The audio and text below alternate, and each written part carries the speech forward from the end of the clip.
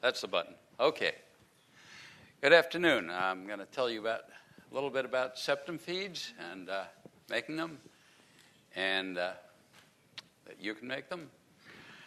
And then I'm going to tell you about a better way.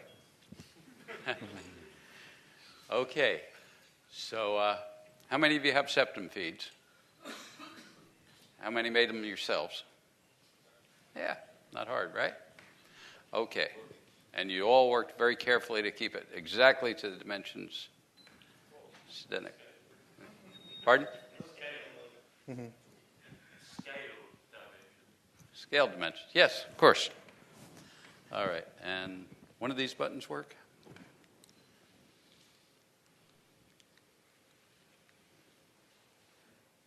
Well, that did it. All right. And they're really hard to take pictures of, actually. But I've got one going around here. You can fondle as it goes. Illustrate some of the things I'm talking about.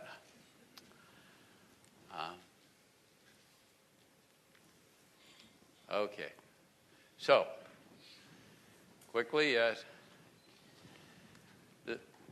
we call it a septum feed, but there's really three parts. There's a polarizer, followed by a feed line, which might only be 1 millimeter long, followed by an antenna, which could be an open waveguide, or you can put a choke on it, or a flared horn, or something else, I guess. But the polarizer is pretty much independent of the antenna part, so unless they're real close together. So we're going to talk about the polarizer. What's that red light? Where I live, you see a red light pointing at you, it's probably a deer rifle.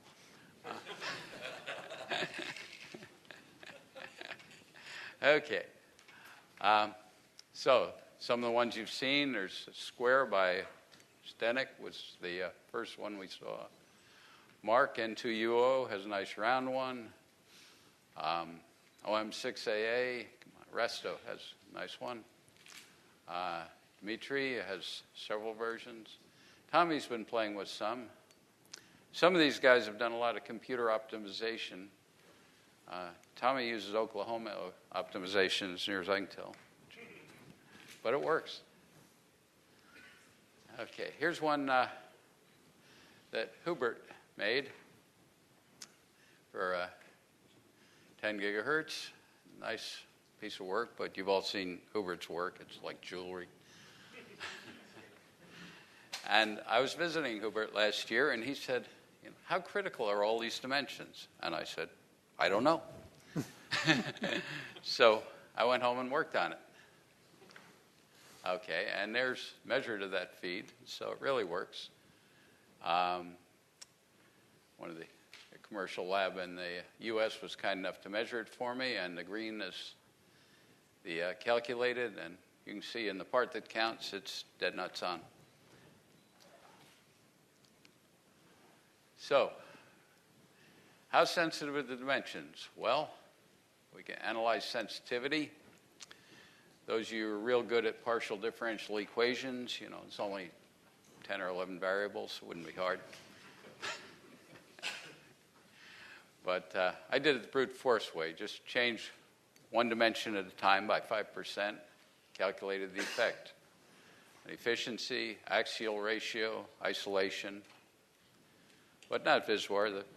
You can put the probes in the wrong place no matter what, so you can even feed it with waveguide. That doesn't matter.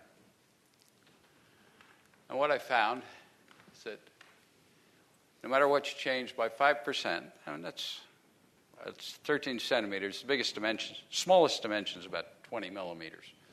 So if you can get within 1 millimeter, okay? Efficiency changes less than 1%. The isolation varies a little bit. And the axial ratio varies by a pretty large amount, but it's not enough to make the performance matter. More interesting is septum thickness really doesn't matter. So the ones passing around, you'll see, has a very thick septum, which for higher frequencies is a whole lot easier to work with than something that's 0.05 millimeters. The waveguide size, the square or round dimension, which is the same, same as varying the frequency. I mean, if I make it a little bit bigger, it's the same as working at a slightly higher frequency. And again, that doesn't have much effect. But what I did find is that if you don't get the square around right, it's going to hurt. That really affects your performance. But that's pretty easy dimension to work with. Okay, here's the effect. Curves at 3 different frequencies. So, 1.2, 1.3, 1.4 gigahertz in round numbers. Pretty much affects the same. You could twiddle it to get a little better actual ratio by changing one of the dimensions, yes. But whatever dimension you do to improve that will make the isolation worse. Everything is a trade-off. Okay, so, this one's the N2UO, and it appears to be centered at a little bit lower frequency than the other one, but that's all right. So, I said it can change the actual ratio, but how important is that? How important is you get that 90 degrees perfect phase difference? Well, again, OM6AA did a paper on that at one of the EME things.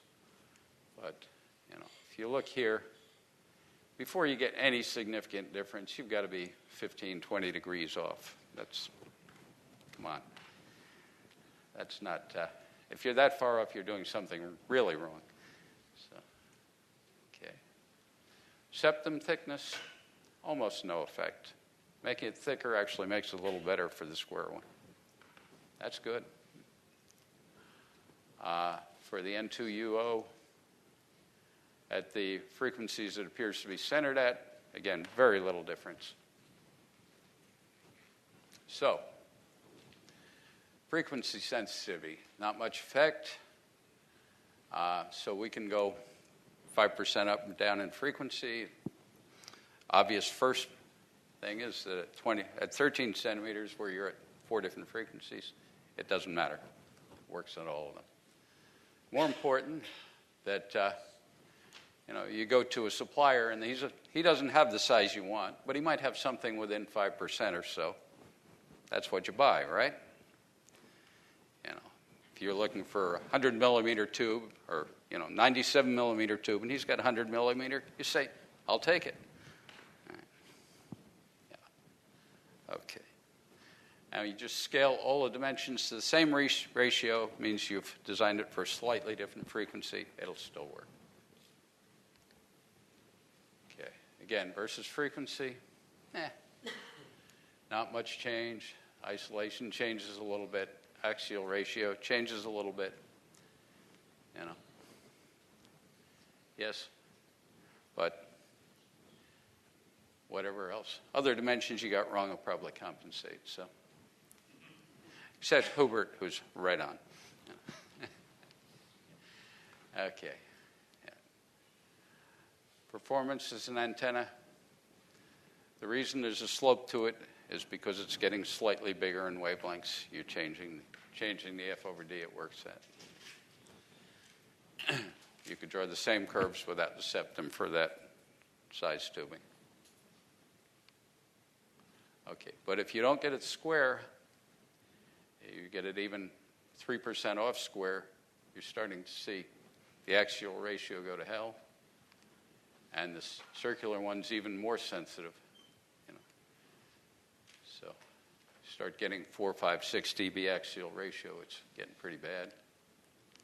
And to the point where it's starting to affect the dish performance.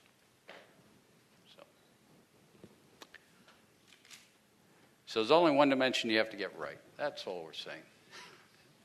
Teeth aren't critical. Any of you can make one. You take a kitchen knife and cut out the aluminum. Okay. The diameter or the square dimension is not critical. The thickness is not critical, but make it square or round.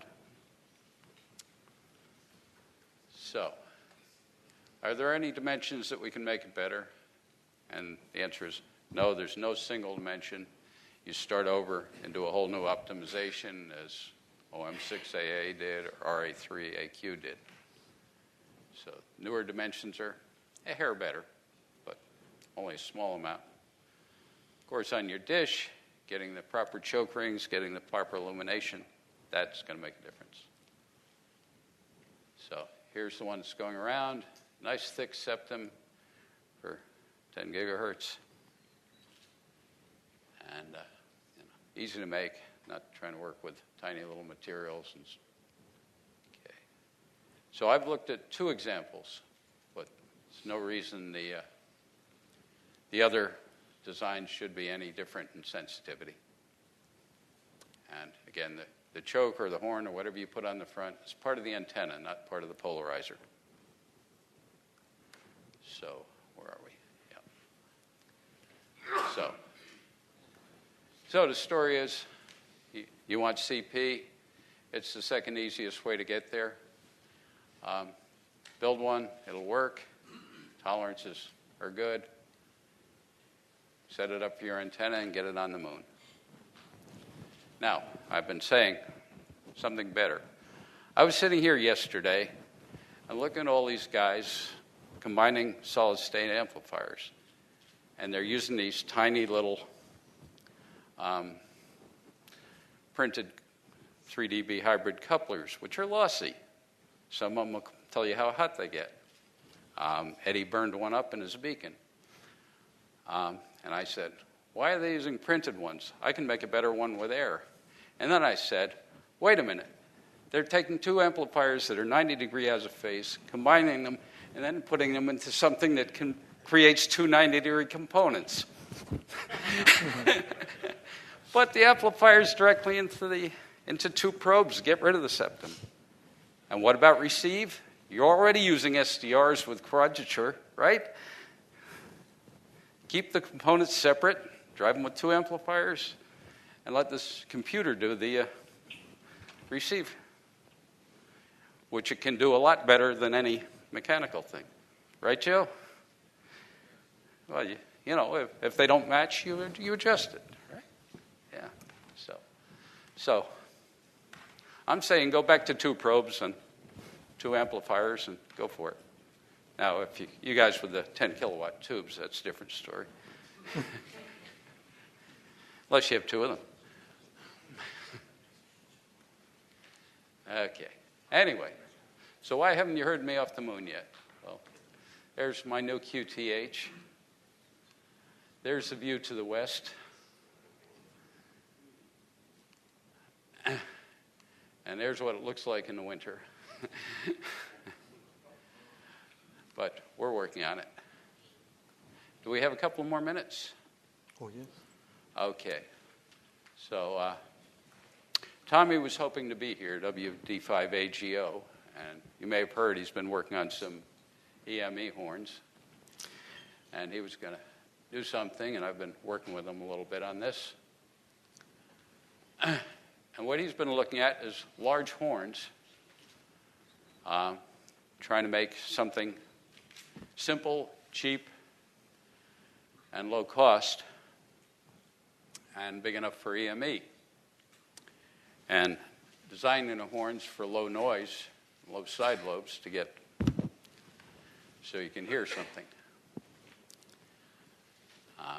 It's what Doug was telling us this morning. You got to hear it. You can always turn up the power. So he's made a few horns. You can see there, some of them are 8 feet. 8 feet long. He's been going to town, and there's a long loop Yagi for comparison. Now in the U.S. at least, we can buy a 4x8 sheet of foam with foil on one or both sides for about $15. And you can cut a 4-foot long horn out of one of these, which I think he's actually made contacts with. And now we're talking about a total weight of about 3 pounds. Okay, here's some more horns. There's one of the foam ones. There's a 4-foot foam one. And he says they're very low noise. So, there's I'm not sure there's any more uncertainty in these than noise figures, but anyway. That's his relative measurements, and there's a loop Yagi, so there's something to calibrate it with. Okay, there's the 8-foot long one with a septum down here. And so that had about 23 dB gain. I know he's worked some of you with it. Now, when Sam Harris did his first DME, Gordon Pettengill calculated that they needed 35 dB of antenna gain at each end to make the contact. So our dBs have gotten better. I think our receivers have gotten a whole lot better. Okay, so Tommy told me about these, and I started running some numbers and trying to find one with a good pattern that would fit in an 8-foot long, 4 8-foot sheets of foam. So I could go buy 4 sheets of foam, cut out a horn, and tape it together with duct tape, and away we go. And found that one about 42 inches square, so that's a little over a meter, had a pretty nice pattern. There's the cross pole. That's not bad. That's at 1296, but also is not too bad at 13 centimeters. And, well, there's only about 6 people in here that'll interest, but with one horn, just changing the excitation at the input, you could cover 3 bands, and it fits in my pickup truck. Now, probably won't fit in a lot of the English car or European cars, but now I said it fits in my pickup truck, and I'm within a day's drive of at least 13 states and 4 provinces. So, okay. So, yeah. So it could be an EME rover. Now, it's not as exciting as Michael going to Azerbaijan, but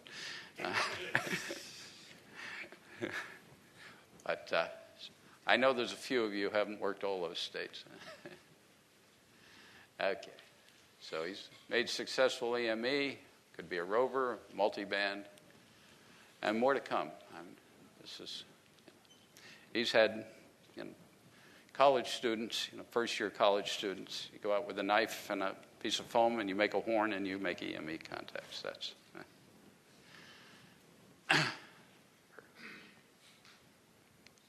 all right. So, any questions? Sir. Well, I can try to speak without a microphone. If you make the horn out of foam covered with aluminum, does it have to be connected inside somehow? Okay, the question is, if you make the horn with the aluminum foil cover, and does it have to be connected? Actually, the corners of the horn part don't, but the connection to the input waveguide really has to be connected. But aluminum tape should be good enough for that. Yes, Danica.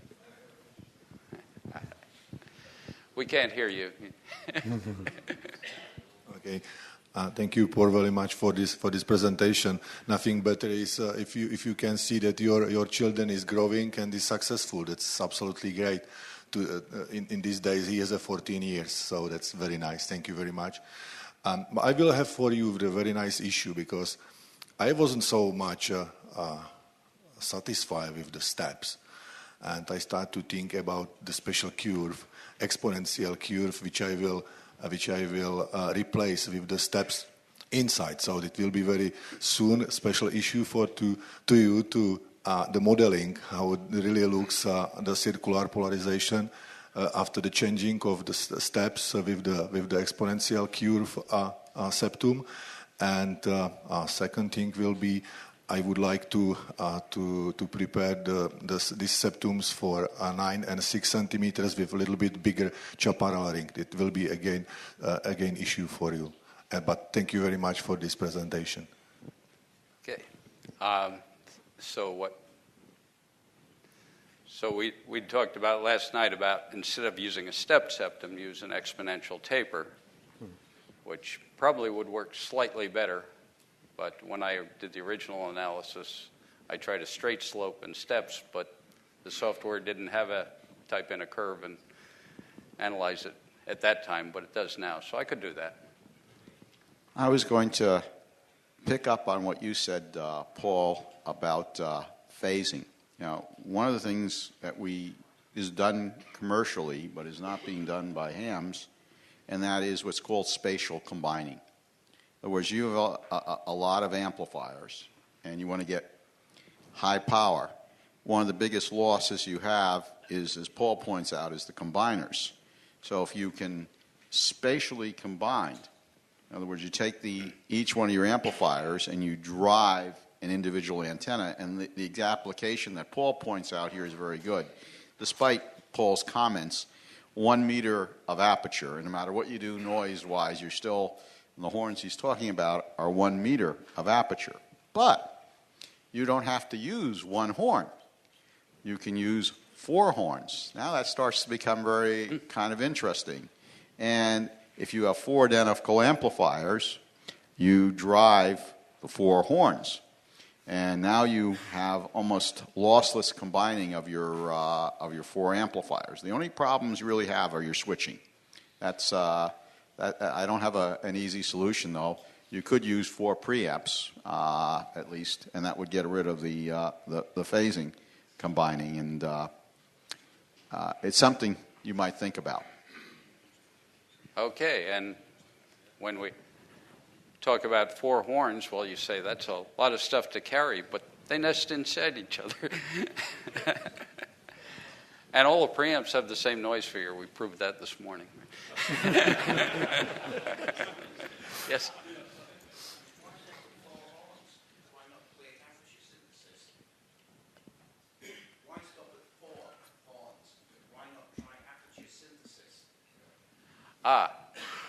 Well, so the question is, why stop at 4 horns? Why not try aperture synthesis? And